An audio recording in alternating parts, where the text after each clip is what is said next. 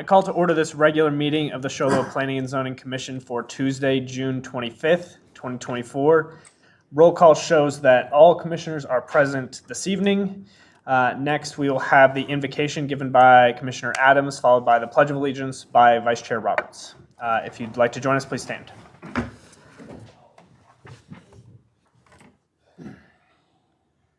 Our Father in heaven, we're thankful for the opportunity we have to meet here as a commission this night. We're thankful for the opportunity we have to live in our community and serve the members therein. We ask that thou would bless us with thy spirit, that we might be able to be inspired and do the things that would be beneficial to the members of our community. We're especially grateful for the moisture that's fallen on our land, and if it be thy will, we ask that thou would send us more to help restore our forests. We're thankful for the staff and for their many efforts in helping our community grow and function. We're thankful for the many blessings that we have, and we say these things in the name of Jesus Christ. Amen. Amen. Would you all please join me in the Pledge of Allegiance? I pledge allegiance to the flag of the United States of America and to the republic for which it stands, one nation under God, indivisible, with liberty and justice for all.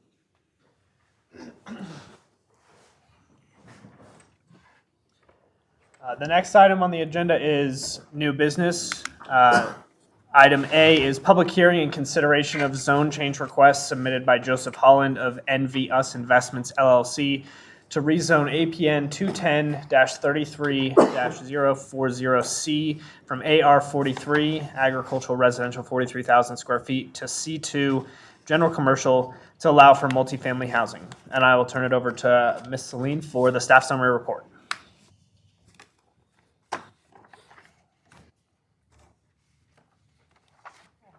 Thank you, Chairman and Commissioners. Joseph Holland of NV US Investments LLC submitted a request to annex APN 210-33-040C. On April 23rd, 2024, a public hearing for annexation was held. On June 4th, 2024, the Show Low City Council approved the annexation of APN 210-33-040C. The applicant has submitted a request to rezone APN 210-33-040C from AR 43, agricultural residential 43,000 square feet, to C2, general commercial, to allow for the development of multifamily housing on the subject property. The applicant owns the adjacent property and desires to develop the properties concurrently. Current zoning of the surrounding properties include north and south A general residential, east A general residential, west C2 general commercial. The current land uses of the surrounding properties include north and south county residential, east county vacant residential, west city vacant residential. Transmittal memos were sent to all affected agencies. No applicable comments were received. The property was posted. The letters were sent to all the neighbors within 300 feet of the subject property, and a notice was published in the newspaper in accordance with city code. 2 phone calls from area property owners requesting general information were received.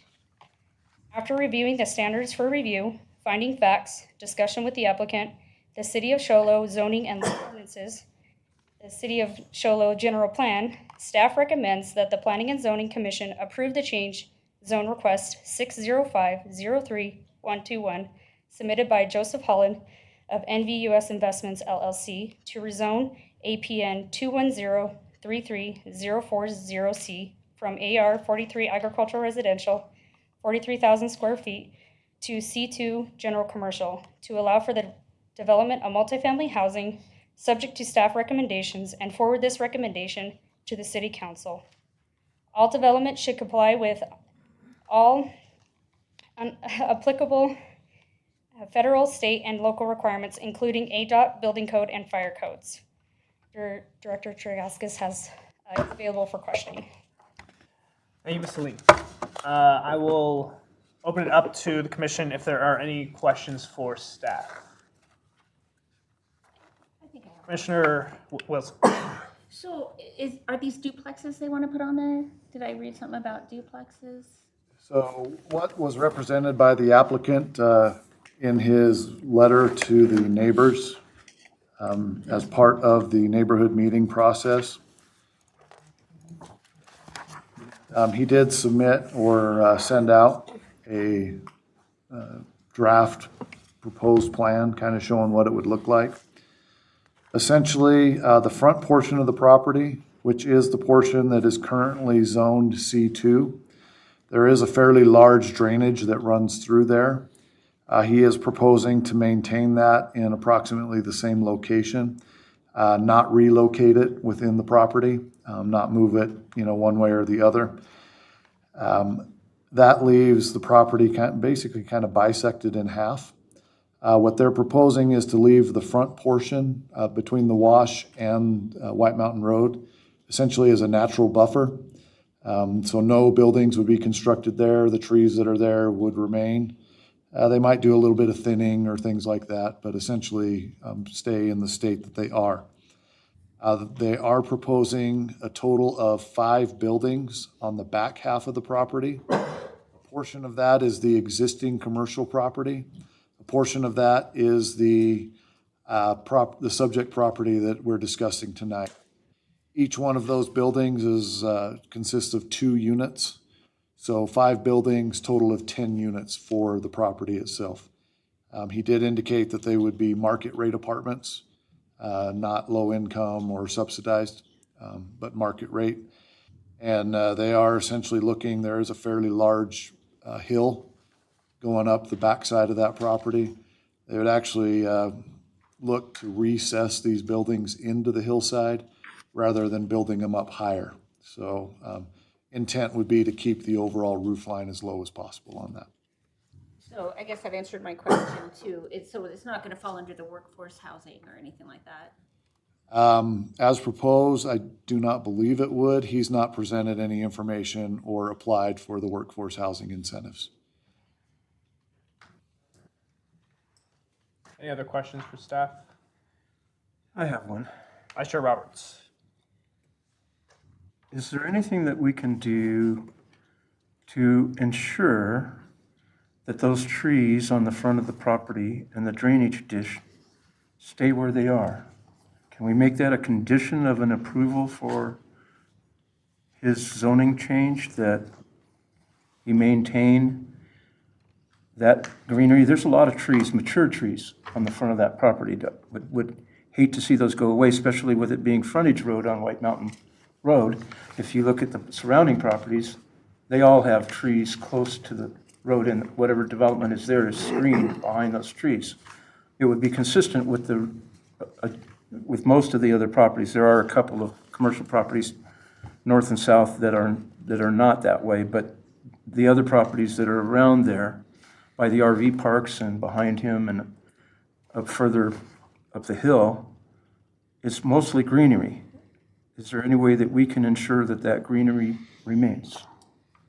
So one thing that the commission could do as part of their recommendation to the city council, they could add a second condition stating that all development of the subject property be in substantial conformance to the conceptual site plan, which was submitted as part of the neighborhood meeting process. That then would help ensure that what you see on the overhead in front of you, what was presented to the neighbors as part of the neighborhood meeting process, that it would be similar to that at the conclusion of the project. That would include kind of that natural buffer up front, as well as the total number of units for the site. So with that condition, he'd have to reapply or do something if he wanted to modify his plan and put units front and back and take out most of that greenery. He would actually have to come back in for a modification to the zoning conditions, which would be a zone change process. The other option would be, so in our commercial zones, up to 10 units is considered a permitted use. So once you have the zoning, as long as you're not doing more than 10 units, you're allowed to move forward without coming to the Planning and Zoning Commission. If you go more, then it requires a conditional use, which would then trigger notification to the neighbors, letters posting the property, and it would come back to the commission for review. So it's not quite the same process as a zone change, but it's fairly similar as far as notification, public meetings, reviews, that type of thing. So would these 5 duplexes be considered 10 units, or would they be considered 5 units? That's 10 units, So this would be considered 10 units here. correct? So anything above and beyond that, he'd have to come back to us. Correct. For a conditional use. And if he wanted to flip this building plan and put the houses up front in some sort of area back there that's more agricultural, he could do that with the approval of the Planning and Zoning Department, or? So the way it sits right now, as recommended by staff, we have one recommendation, which is really just a cover-all recommendation. Comply with all applicable rules, right? Shouldn't have to be said, but it needs to be said, and we say it. If the commission were to add an additional condition stating that it be in substantial conformance, that would preclude them then from flipping it, putting the units on the front, and doing something different on the back. But that would be also subject to approval by the city council.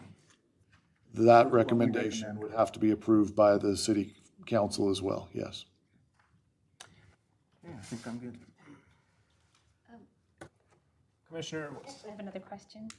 2 phone calls from area property owners were received. What were their concerns?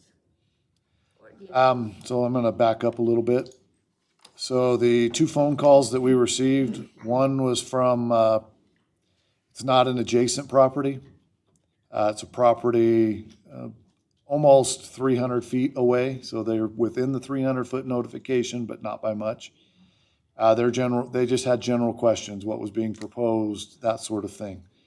The other individual was the property directly south, so also not adjacent to the property, to the subject property. And they had similar type questions, what was being proposed, that type of thing. We did have an individual come into City Hall today and make a public records request in order to review the file. That individual is here. And I did not speak with him while he was at City Hall, so. does that answer your question? Yep. Director, just to follow up on Vice Chair Roberts' questions, if we were to add that condition, something in substantial conformance to the approved site plan, in order to get a revision on those comments, if they chose to do something different here, would that have to also have a neighborhood meeting as well prior to the zone change? These public hearings with the Planning and Zoning and City Council? Right, so any changes to the actual zoning would require a zone change.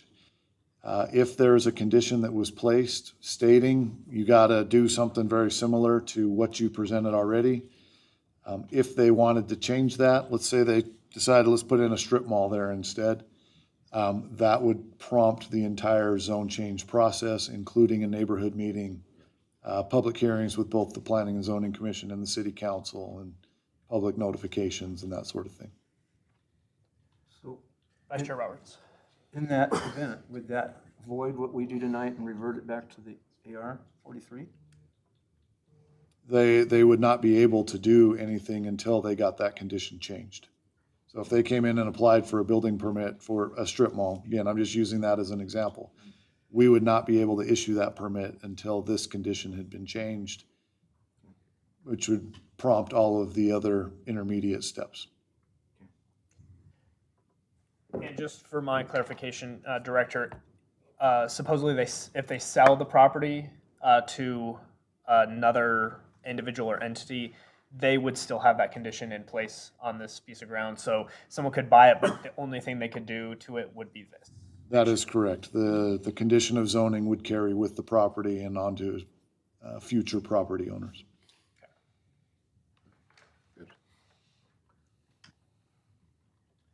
I've got a question. So, Director Kraskis, this would be for you. If we did consider putting these conditions on, how often do we do similar conditions, and what kind of scenarios are those? So it's not uncommon. Type of scenario is, you've got somebody who comes in and says, I want to do a specific type project on a specific property. As part of the process, they have conversations with the neighbors, they make representations. It's actually in our city code that any representations made by the applicant as part of the approval process can be considered a condition of approval. So in this case, if you were to say that all development shall comply with what was presented, you would essentially be just re-emphasizing that portion of the city code. Okay. Thank you. So do we need to put a substantial conformance on it or not? When you just say that, it's like, From we got a layer of a redundancy? there's a little bit of a layer of redundancy when we're talking about it now. What happens 5 or 10 years from now if it's not actually a condition of approval? Unless somebody goes back through and reads the actual minutes of the meeting, there's a potential that it could be lost just over time. And so putting it in as an actual condition, that makes it a lot easier when you pull the ordinance. It's right there as a written condition. Yep. Any other questions for? All right, it's my understanding that the applicant is not here this evening, and so I won't have the applicant come forward to answer any questions. And Justin, Director Tregaskis, that also means that we cannot vote on this item tonight. That is correct. So the applicant was notified of this meeting both by email as well as by 2 letters. Unfortunately, he's not here. I hope that's just because of an oversight and not because of some type of emergency or something like that. However, city code does require that the applicant or an authorized representative be present at the meeting in order for the commission or city council to be able to vote. So tonight, it is advertised as a public hearing. General practice has been, if there are people who show up for the public hearing, of which we do have some people here in the chambers this evening, that we allow them to go ahead and make their comments. And then that way they can get on the record. The commission has the ability to listen to that. And then we would go ahead as a commission to vote to continue this or table this until another meeting. And once the applicant is available, then you would be able to actually make motions, take a vote, and forward that to the city council. Thank you, Director, for that summary. Given that, we will move into the public hearing portion of this zone change request. Appreciate the people that came out this evening. So if you are here tonight, wish to speak on this agenda item for the public hearing portion, you may come up to the front. Just state your name and address for the record. And once everyone has had a chance to talk, we'll then bring it back to the commission and staff to answer any questions or have any further discussion. Mr. Chair, I'd also point out that at the next meeting, when the applicant is available, generally the public is given the opportunity to speak at that meeting as well. So this is not the only chance for somebody to speak, but certainly it is available for anybody who would like to. Thank you for the clarification on that. So you'll have another shot, so if you want to say the same thing twice, I guess you do have that option. My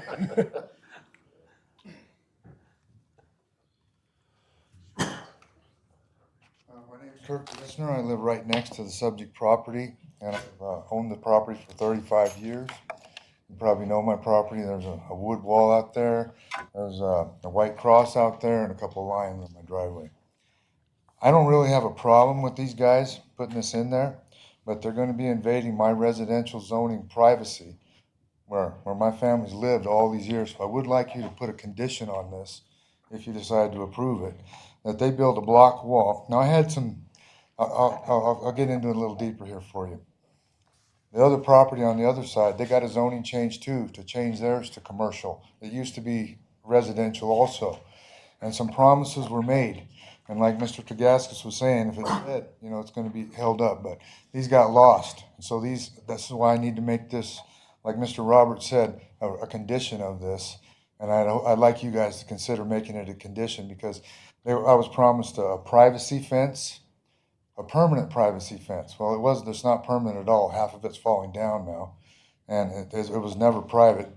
These other buildings that they allowed to build too close to the property line, they're 6 and 8 feet. And they're supposed to be 10 feet from the property line.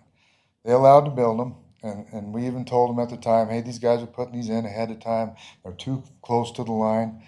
Anyway, they got to do it, and they got it done. And so we got a dead fence now that's just laying, half of it's laying down. And it wasn't ever private.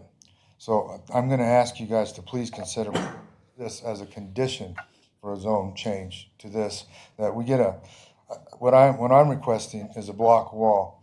Since they're going to build, what I was told from the landowners, that they were going to dig in as far as they could into the rock, and then they were going to put the basement, the garage, under the house and build the house above it. So essentially that makes it a 2-story building to a 3-story building to me. So since it'll be, if the zoning change is allowed and granted, these buildings are going to be at least 16 feet high where their decks are, where they can look right down into my privacy. And that's an invasion of my privacy. When I bought this property, I bought it because it was residential. And when they changed the zoning on the property on the other side of me to commercial, I said, yeah, I'm not going to have a problem with that. You just make sure we get a privacy wall. And, you know, I think people should be able to do what they want with their property. But as long as it's not invading somebody else's property and it's already been zoned for what it is. And the front of this other property, like Mr. Roberts said, is already zoned commercial. And so it makes better sense actually for them to put the commercial buildings out front and maybe leave a park in the back for the residents to go and hang out in the woods. But that's I'm not even going there. I'm just saying, I'm just asking you guys to please make them put a 16-foot block wall, permanent block wall, in between the residential zoning where I live and their new property that they want to rezone. So if you have any questions for me. 16 foot? Yeah, 16 foot, because they're going to 16 build foot tall. 16 foot high. And so that means it's going to have at least 4 bond beams in it. So it's strong enough and it withholds and it's permanent. It's not falling down like the wood wall on the other side of my property. And the reason we're asking for that is because of their height. We don't want them looking down on our property, and these guys are going to be renters. These aren't even be homeowners. These guys are going to be renters, so they're going to be changing all the time, and I don't really want my privacy invaded, so please consider it. Do any of you have any questions for me? Thank you, Mr. Gester. Okay.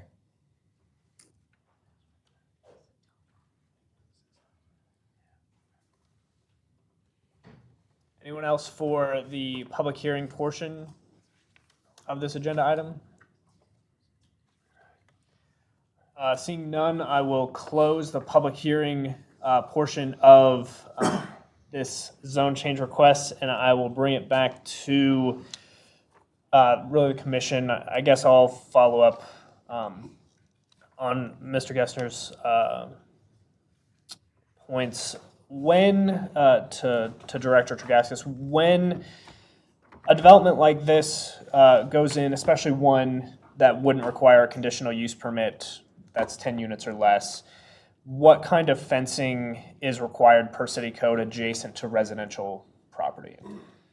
So anytime you have a multifamily development that's going in next to single-family residential, and we would consider those properties that are in the county that surround this on 3 sides, we would consider those to be single-family residential. City code would require that you put in a 6-foot tall solid material fence. So that would be either wood or block. We don't consider chain link with slats to be a solid material. Or, and there's a provision in the code, well, I'll just read it to you.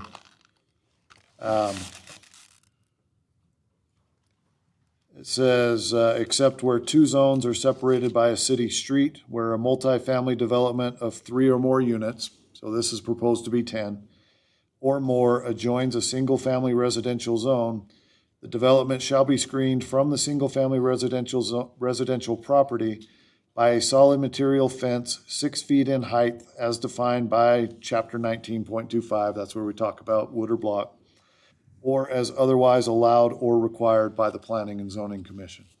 So it actually gives you guys a little bit of latitude there. You could require a fence taller than 6 feet. There may be situations where, depending on the construction, depending on the setbacks, depending on, proposed tree removal or trees that they're going to save, you might have an applicant come to you and say, I don't think we need to do a fence based on those. Under that provision of code, you guys would have the authority to say, yeah, we recognize that and we will waive the fencing requirements. So you really have a lot of latitude there. You can go all the way from saying they don't need any fence at all to, yeah, we can require a fence and we're going to require something taller than the standard 6 feet. And just to clarify, that would be done at the time of the building permit being applied for a development like this? So again, we're going back to what's a permitted use versus what's a conditional use. So the code says if it's 3 or more, then the Planning and Zoning Commission has the authority to discuss the fencing. In this case, it's 10, so you guys have the authority to discuss the fencing. But because it's 10 or less, it will not come back to you for a conditional use permit. So essentially, We get one shot. you could do it because it's you guys that are requesting it or making the requirement as opposed to the applicant making the request. This would be the most appropriate time for you to say, this is the type fence that we're going to require here. Because there's the potential that you will not see it again. Great, thank you, Director. Just a follow-up question. When there's property adjacent to county property, what are the typical building setbacks for the commercial zone in the city for property adjacent to the county? Because to the north is to the county, correct? To the north is to the county. And I mean, I've been here 25 years next month. I believe the plans and things for the buildings that Mr. Gessner was referring to were done even before that. So, I mean, I can tell you what code says today, but it's And that's- probably not going to match what he described. Yeah, and I mean for today, like for this project, what would the north setback line need to be? Because I know in the C2, if it's not adjacent to residential, it's like 0. Okay. So when we're talking multifamily, that defaults to the R27 zoning district standards. And that gets into what the minimum side yard would be. And we don't make a distinction. Minimum side yard, one side yard is 5 feet and one side yard is 12 feet. So they could be as close as 5 feet from the property line. Again, this is probably something that the applicant could clarify if he were here. There are no setbacks on this conceptual plan to show how far away they are proposing. It appears to be more than 5 feet, but what the actual number is, Right. it's not definitively stated there. Right. Thank you. Commissioner Wilson. So do we know how far, like where his build, I don't know how to explain it. On this side, I'm showing here, how close to this gentleman's house the first building is gonna be? I mean, you know what I'm saying? Like the span of length? No, we don't. So again, the conceptual plan that we have doesn't give us any kind of setbacks. It doesn't give us a scale. That line to the very north, that is intended to be the property line. You can kind of see on the aerial here. Well, let's go. I don't think I have one zoomed in. But Mr. Gessner's house is located towards the southern end of his property. It's not right on the property line, but it is close to the southern end. I was just wondering with the trees and everything, like what he's talking about, if it's almost like 2 stories high, could they feasibly see his house? You know, that's why I was asking. Well, I think we now understand why the city code requires that the applicant have a representative at these meetings. And so I don't know that it's super useful asking too many more questions. So if there's no other pertinent questions, I think I'll entertain a motion to continue this agenda item for a meeting to be scheduled in the future. I have a motion by Commissioner Hatch. Do I have a second? I have a second by Commissioner Adams. All those in favor, say aye. Aye. And that motion passes unanimously. Thank you, Mr. Chair.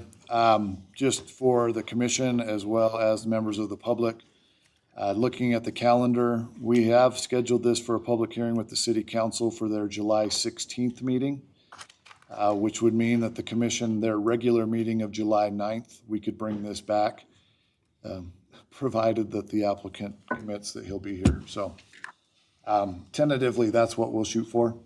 Again, just for the commission as well as the public to be aware, so. Thank you, Director. We'll move on to call to the public. If there's any citizen wishing to speak on a matter within the jurisdiction of the Planning and Zoning Commission that's not on the agenda this evening, you may do so at this time. Seeing none, we move on to approval of minutes. Do I have a motion for approval of the Planning and Zoning Commission regular meeting minutes of May 28th, 2024? I have a motion by Vice Chair Roberts. I have a second by Commissioner Wilson. All those in favor, say aye. Aye. That passes unanimously. Next item on the agenda is summary of current events, and we will begin with Commissioner Hatch. Great day in Shoalo. Glad we got some moisture. I just want to remind everybody, July 4th is coming up. Just be careful out there. We're going to have a lot of people up here. I hope to see you all at the parade and participating. My turn. I'm new to this, so no, it's exciting to be here. Looking forward to the holiday coming up, and yes, everybody stay safe out there and enjoy the festivities. I got nothing else. 4th of July, so. Welcome, Commissioner Whipple. We're glad Thank you. you're here. 4th of July, it's that time of year. There's a lot of people on the streets. Give yourself a little extra time when you go to the store or go to the public library, which is great. Anything along those lines, traffic's a little slower than it normally is. It's wonderful weather right now. We love it. It's great. If it was like this all year round, we'd be Los Angeles. So I'm glad it's not like this all year round. I would just like to ask everybody to have a little bit of extra patience and kindness in their hearts. And I will just add, welcome to Commissioner Whipple as well. It feels good to have a full slate of 7 up here. Always appreciate the discussion. I'll turn it over to Director Tagaskis. Thank you. So first of all, echo, welcome to our new commissioner, carrying on the Whipple family legacy. So nice to have him here. Also would like to welcome our new staff member, Mariah Celine. She presented the staff report this evening for you, getting her feet wet a little bit. She's also the one that prepared the staff report for your review. So definitely we welcome her. Look forward to her being able to take an even bigger role in these meetings. She does get a little nervous up front, so appreciate patience and a little bit of grace as we move forward. Also, just a reminder to the public, it's easy to get complacent when we see the clouds and we feel the raindrops, but we are still in stage 2 fire restrictions. Please be aware of that. No open fires and no fireworks other than those appropriately officiated and overseen by the Timber Mesa Fire District, which will bring me to my last announcement. Some of you may have seen these flyers around town or on our website. 4th of July celebration. We do receive a number of phone calls confirming that we will be celebrating the 4th of July on the 4th of July. I'm happy to report that we will be. So there will be a parade starting at 9 a.m. This is on the Deuce of Clubs, starts there on Owens and comes down over to White Mountain Road. We'll also be having a wet zone at Frontier Park. That starts at 11. That's always a popular event. Freedom Fest will start at 3 p.m. This is at Show Low High School. Little bit of a change this year compared to previous years. They have reseeded the football field. So they've asked that we not get on the actual football field itself to allow that grass time to establish. But the practice field will be open. We'll still be holding events and the fireworks will be there. And that will be held at 9 o'clock that night. So Thursday, 4th of July celebration on the 4th of July. So that's it.